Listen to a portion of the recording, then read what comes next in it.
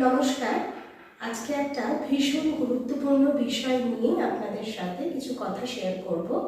Actually বিষয়টা ভীষণই touchy, ভীষণই ইম্পর্ট্যান্ট। ব্রেকআপ মানে একটা যখন সম্পর্ক তৈরি হলো, সেটা দুটো মানুষের মধ্যে সম্পর্ক হচ্ছে, তো সেখানে মনের ভাবনা চিন্তার আদান প্রদান, অনেকটা সময় একসাথে কাটানো, তো সেখানে অনেক পজিটিভ ফিলিং, অনেক নেগেটিভ ফিলিং, সব কিছু নিয়েই একটা কিন্তু সম্পর্ক গড়ে ওঠে। কিন্তু যখন সেখানে একটা ব্রেকআপ হচ্ছে, তার অর্থ হচ্ছে কিন্তু সেখানে খারাপের দিকটা, মানে খারাপ ঘটনা ঘটা বা বারে বারে বাক বিতণ্ডার মধ্যে চলে আসার পরিমাণটা কিন্তু অনেকটা বেশি, যার ফলস্বরূপই ব্রেকআপ। তাই না? মনের অমিল হোক বা বাইরের প্রেশার হোক, যাই হোক না কেন, সেখানটায় নেগেটিভ জিনিসটা বেশি হচ্ছে, তাই তো? এই ব্রেকআপের পরে যে বিভিন্ন পর্যায়ের মধ্যে দিয়ে ছেলেমেয়েরা যায়, সেটাকে মোটামুটি না 7টা পর্যায়ে ভাগ করা যায়। তো 7টা পর্যায় নিয়ে একটু ছোট ছোট করে আলোচনা করব, আর তারপরে সর্বোপরি একটা জিস্ট দেওয়ার চেষ্টা করব যে কিভাবে আমরা এখান থেকে ওভারকাম করতে পারি। আর সবসময় এমনও হতে পারে, যদি নিজের পক্ষে সম্ভব না হচ্ছে বা বন্ধু বান্ধব বা আত্মীয় স্বজনের সাথে শেয়ার করেও না হচ্ছে, সেখানে কিন্তু অবভিয়াসলি আপনাদের প্রফেশনাল হেল্পটা নেওয়ার প্রয়োজন আছে।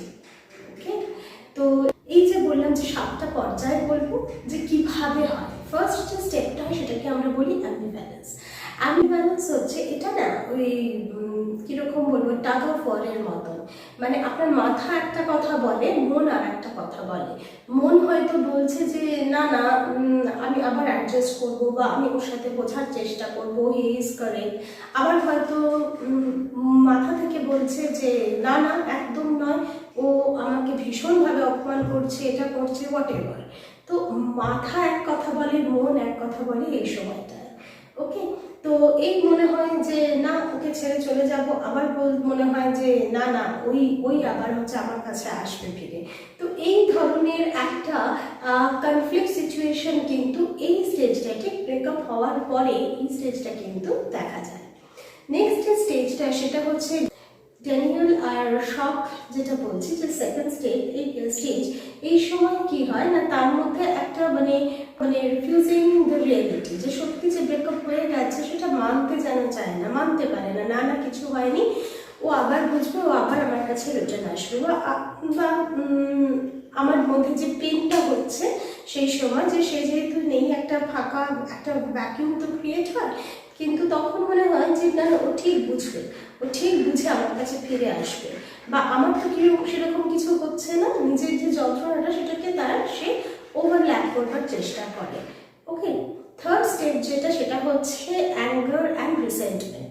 অ্যাঙ্গার আর রিসেন্টমেন্ট হচ্ছে কি, যেখানে একটা ডিপ স্যাডনেসও কাজ করে, তার সাথে সাথে একটা ভীষণ অ্যাঙ্গার থাকে, যেখান থেকে কি হয় না, আমি তাকে দেখে নেব, ও আমার সাথে কি করে এরকম করতে পারলো, হ্যাঁ, তারপরে আমি ওর খুব ক্ষতি করে ফেলবো, আমার কাছে প্রুফ আছে, আমি এটা লিক করে ফেলবো, হোয়াট এভার।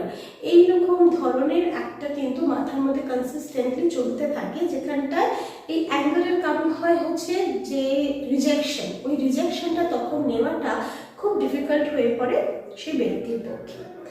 তো এই অ্যাঙ্গার আর রিসেন্টমেন্ট যেটা বলছি, এটা কিন্তু অনেক সময় দীর্ঘস্থায়ী হয়ে পড়ে।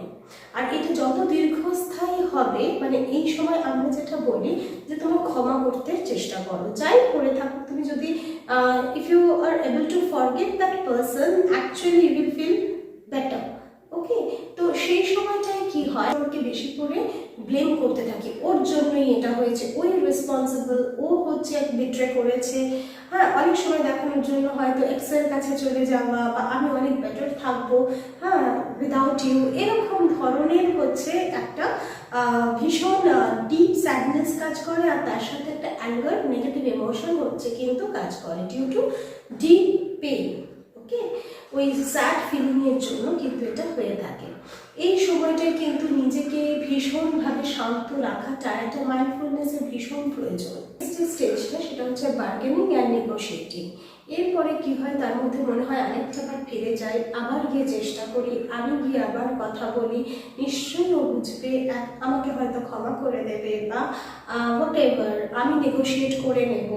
এইরকম ধরনের কিন্তু একটা স্টেজ চলে। এই সময় সে আবার অ্যাডজাস্টমেন্ট করতে, কম্প্রোমাইজ করবার জন্য কিন্তু সে মনে হয় তাহলে হয়তো ফিরে আসবে, এরকম একটা স্টেজ চলে। আর এরপরে যে স্টেজটা থাকে সেটা হচ্ছে কিন্তু স্যাডনেস অ্যান্ড ডিপ্রেশন। এই স্যাডনেস অ্যান্ড ডিপ্রেশন স্টেজটা কিন্তু ভীষণই খারাপ। স্যাডনেস তো অবভিয়াসলি হবে, কারণ সেখানে যদি একটা মনের সম্পর্ক যেখানেই তৈরি হোক না কেন, সেখানে একটা ডিপ ইমোশনাল ফিলিং থাকে। তো সেখানটা একটা ভ্যাকিউম তৈরি হয়, সেই সময়টা, সেই যে স্মৃতিগুলো তার বারে বারে তার মনের মধ্যে আসে। তো সেখান থেকে একটা ডিপ স্যাডনেস আসাটা কোনো অস্বাভাবিক কিছু নয়, কিন্তু এই সময়টায় কিন্তু আমাদের ভীষণভাবে যত্ন নেওয়ার প্রয়োজন আছে। তাকে সে সরেজটা দেওয়া যে আছি তোমার পাশে, সেটা বোঝানোটার কিন্তু ভীষণ প্রয়োজন। আর এই স্টেজে কিন্তু যত রকমের ভুলভাল কাজগুলো করে থাকে, কারণ তার মধ্যে একটা ডিপ এমটিনেস, একটা হেল্পলেসনেস কিন্তু এই সময় ক্রিয়েট হয়। তখন মনে হয় যে আমাকে বোঝার মতন কেউ নেই, আমাকে কেউ বোঝে না, পৃথিবীতে কিছুই ভালো নেই। একটা নিজেকে সোশ্যাল উইথড্রল লক্ষ্য করা যায়, সমস্ত কিছু থেকে নিজেকে সরিয়ে নেওয়া, একটা অ্যালুফনেস, এগুলো কিন্তু সেই সময় লক্ষ্য করা যায়। এরপরে যেটা হয় সেটা হচ্ছে, পরে কিন্তু যদি এই ডিপ্রেশনের স্টেজটা কেউ বা স্যাডনেসের স্টেজটাকে ওভারকাম করে ফেলে, তারপরে কিন্তু সে আস্তে আস্তে অ্যাকসেপ্ট করে নেয়, সে সিচুয়েশন সে তারপরে সিচুয়েশনটাকে অ্যাকসেপ্ট করে নেয়, সেখান থেকে সে ওভারকাম করা, নিজেকে হিল করবার চেষ্টা করে।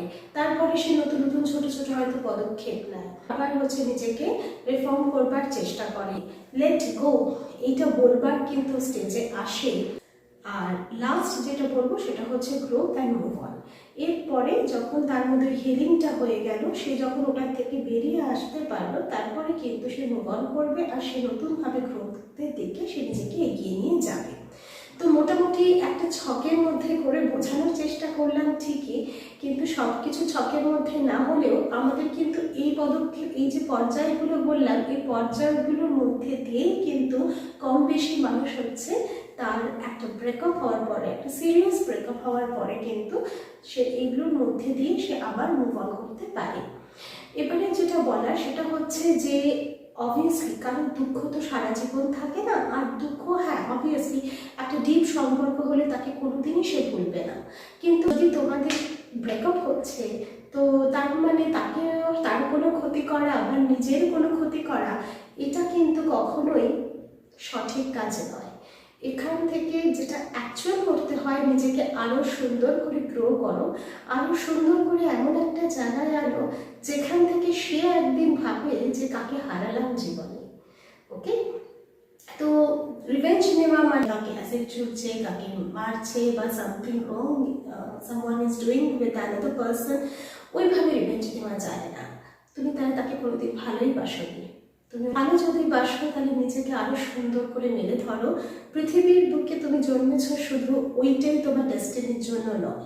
তো তোমার যে নিজের লাইফের রিদমটা আনাটা কিন্তু নিজের হাতে, নিজে কিভাবে সাজাবো নিজের জীবনটা সেটাও নিজের হাতে।